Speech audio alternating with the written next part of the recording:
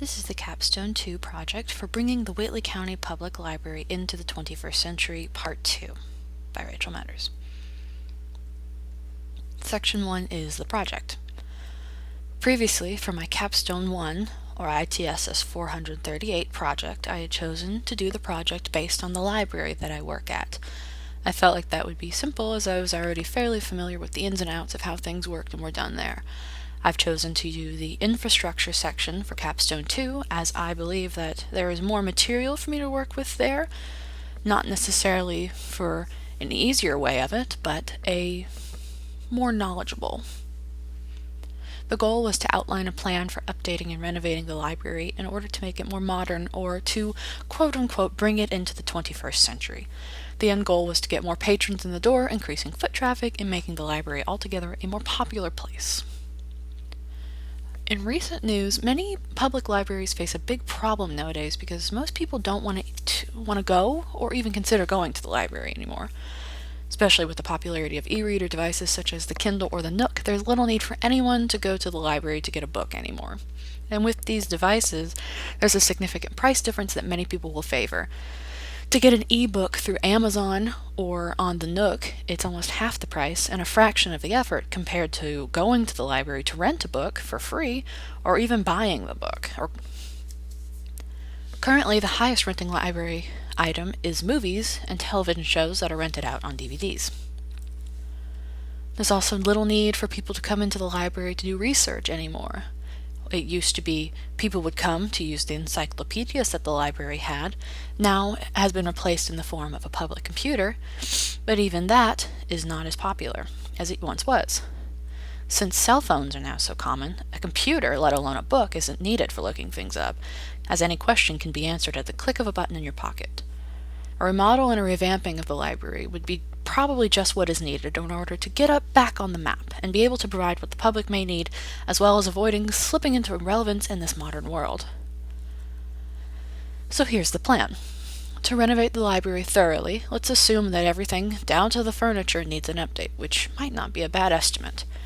Research will be done to determine a full needs analysis, determining what needs an update and what needs a full-on replacement.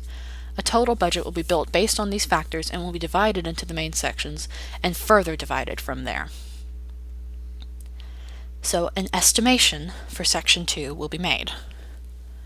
In order to dive right in, there needs to be first an assessment of current materials and furniture and what needs to be done in order to see what is needed where.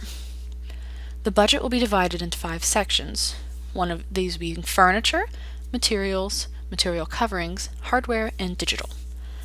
Most of the library's supplies come from the same place, which is Demco, which is a Madison, Wisconsin-based supplier of equipment, furniture, and supplies to libraries as well as schools. An estimation has been made, seen here to the right, representing an estimated budget that the library will end up having at the conclusion of this research. The 5 sections are furniture at 20%, represented by the green, materials 25%, represented by teal, material coverings at 15%, represented by the purple, hardware at 25%, represented by the pink, salmon-ish color, I suppose, and digital at 15%, represented by the yellow, are shown here, with the assumed amount that they may end up costing in the total run of the budget. This estimate is presented based on previous expenses and to gauge the closest price for each section. And on to Section 3, beginning the budget itself. To crunch the numbers, the actual budget will start here. To begin, an itemized list has been made based on the needs analysis, including quantities, individual price, and total price for the items in a whole. They're represented here on the spreadsheet. This is the final spreadsheet, so just pretend you don't see the total expense down there at the bottom, because that's a secret for the end. Beginning with furniture, new furniture will be purchased, as the current furniture, while not exactly ancient, is not the newest. Assumed 1980s by the most liberal of guesstimates is when it was purchased. The library would need 5 soft chairs at $329.99 each. These would be for lounging. People not always want to sit at a chair if they're ever doing homework or reading.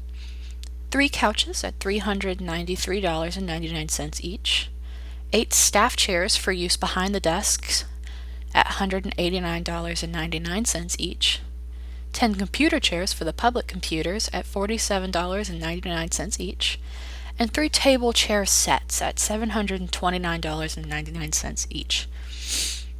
All of those up with the quantities added up make for the total sum for the furniture section coming out to $7,021.71. This accounts for approximately 6% of the budget compared to the estimated 20%. For materials, it's a bit difficult to find exact budgeting for this section, as all kinds of materials are bought very frequently from multiple vendors. Books can come from 3 different places, typically Amazon or Baker & Taylor, as well as DVDs coming from Amazon or even eBay. Due to this section will be more generally priced based on the average yearly expense for these items. For the books in total, it averages $40,000 yearly. This includes all types of genres, including large print, which are notably more expensive. For audiobooks, it's $10,000. This includes both CD and playaway formats for each. For DVDs, including CDs, it's $10,000. And for ebooks, it is $8,000. And the total sum for the materials section of this budget comes out to be $68,000. This accounts for approximately 59% of the budget compared to the estimated 25%. For material coverings, it's similar to the materials section as they're purchased regularly over a year, making it difficult again. Different sizes of coverings have been selected based on the average size of the books that are most often ordered. This includes 1 ream of paperback coverings. At 8 inches, it's $48.99, and at 10, it's $39.69 each. 1 ream of hardback coverings, 1 of each. For 10-inch one, it's $65.99. And for a 14, it's $54.54. Why the larger sizes are more or less expensive, I do not know, but it's very strange.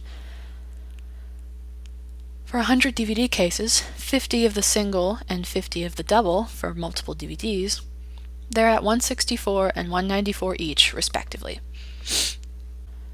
25 audiobook cases. There's not specific pricing on this, as different case sizes are needed for different audiobooks based on how many discs are needed. So the average price has been presented here at $12.53. To fill these audiobook cases and to put the discs inside, 200 audiobook sleeves are needed at $4.88 each, as well as 12 rolls of book stickers for each genre at $10.29 a roll for 500 stickers. The total sum for the material covering section of the budget comes out to $1,800.94. This accounts for approximately 6% of the budget compared to the estimated 15%. For hardware, the budget will be split into 2 different parts. The first being made up of the physical hardware needed for both public and staff use, and the second being hardware that's needed specifically for security purposes.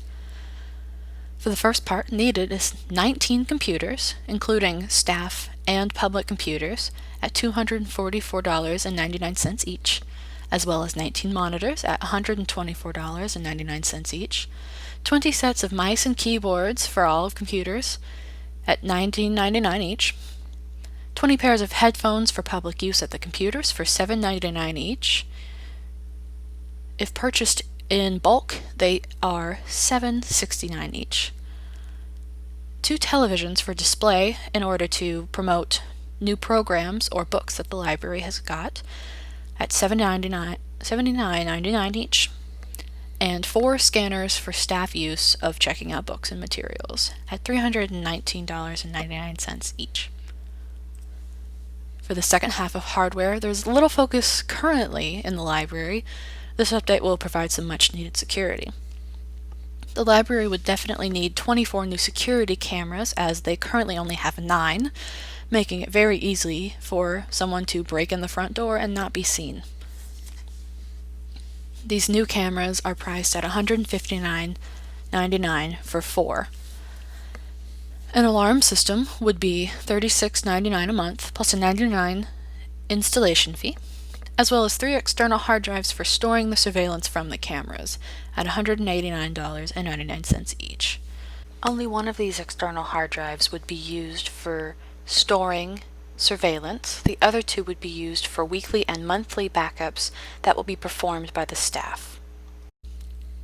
The total sum for the hardware section of the budget comes out to $11,101.95. This accounts for approximately 10% of the budget compared to the estimated 25%. For the digital considerations, it's also difficult to get an exact number, as the ideal software is based on what I had proposed in my previous Capstone project from ITSS 438. The pricing will be based on the library's current system, which is priced at $8,600 with a $12,000 installation and a record conversion fee. This record conversion fee includes patron data as well as the material data that is collected in the library's card catalog. Backups will be performed both weekly and monthly on 2 separate hard drives, which were mentioned previously in the hardware section. They will be done manually by staff as well as automatically for weekly and monthly, respectively. The total sum for the digital section of the budget comes out to $20,600. This accounts for approximately 19% of the budget compared to the estimated 15%.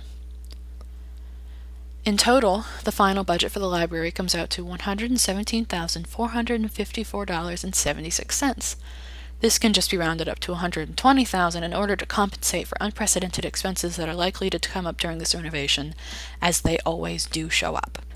The total timeline would, in total, be quite short and only a week long.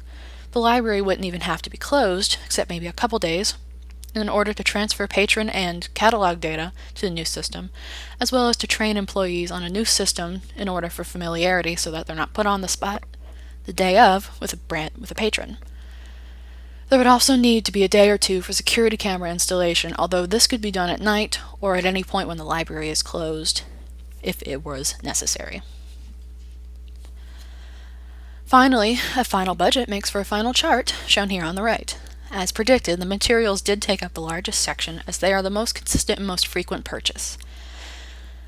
The 5 sections, furniture at 6%, materials 59%, material coverings at 6%, hardware at 10%, and digital at 19% are shown here with their final weight towards the total budget.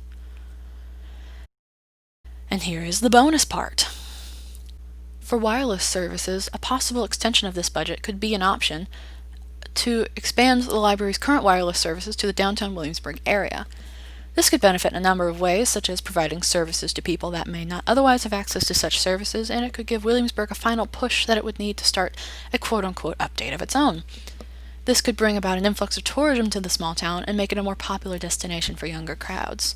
And in a more recent development that's more relevant to this year, it could help provide those who have had to start working from home due to the COVID-19 virus a way of connecting to the internet if they don't already have access to one themselves.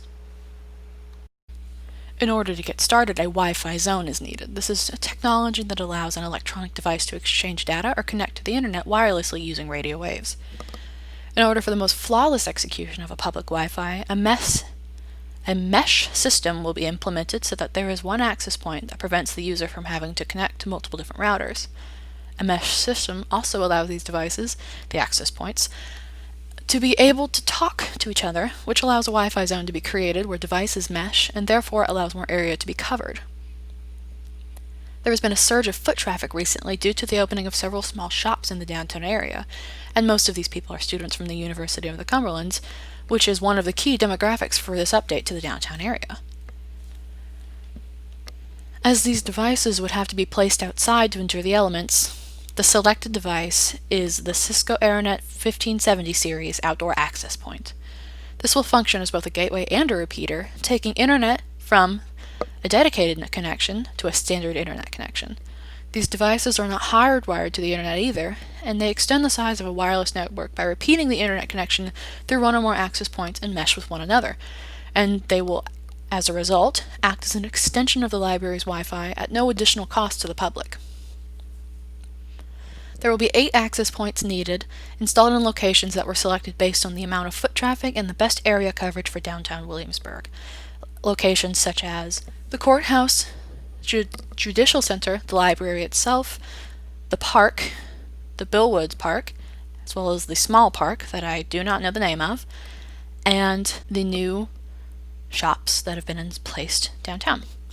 Each device will be placed on poles or light posts high above the street in protective cases in order to prevent theft and damage from the elements, or damage from people themselves. The specific model of access point that's been selected is priced at $4,495 each. For 8, this would be $35,960. These will be considered under the digital section of the budget breakdown. This would increase the total library budget from $117,454.76 to $153,414.76. This would need to be rounded up to $160,000 to account for the unprecedented expenses as they inevitably show up, possibly more based on the nature of this overall installation. Seen here is the final budget, including the total expense as well as the total expense including wireless, with the wireless accommodations shown under the digital section. In conclusion, the conclusion. Bringing it into the 21st century finally, with these updates a proper renovation will be able to be done for the library and the town of Williamsburg. Both could only benefit from these changes and fulfill the ultimate goal of bringing the Whitley County Public Library into the 21st century. This completes the library's renovation and the proposal for bringing the library into the 21st century. And presented here is a photo of Binks for your consideration.